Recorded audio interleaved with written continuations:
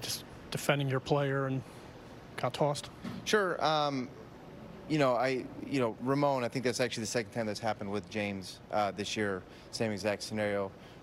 Ramon is a guy, Laureano, that we love, that's passionate, that's an incredible leader, that does so many things right.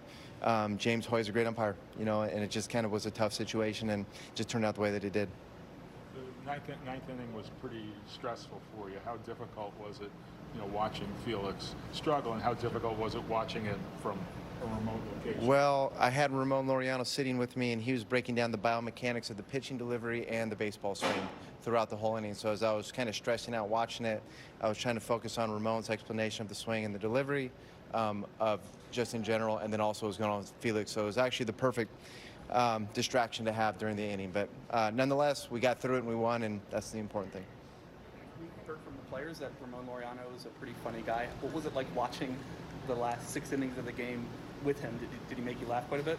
Every day, yeah. I mean, it's a passionate guy. It's a really smart guy. It's a guy that knows the game and is really intuitive and thinks about the game differently than a lot of players throughout the league. So people don't know that about him. You'll never judge a book by its cover, and that's kind of Ramon. So it's a guy that you enjoy talking to, and yeah, it's entertaining. Were you allowed to be involved in conversations with players and coaching staff and kind of help them game plan for what to do out there? I'm just hanging out in there. I'm just talking trash to everybody and trying to lighten the mood.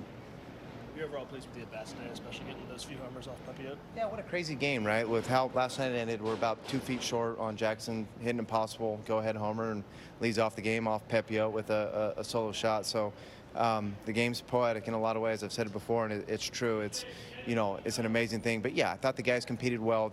They made Pepiot throw 30-something pitches during that inning.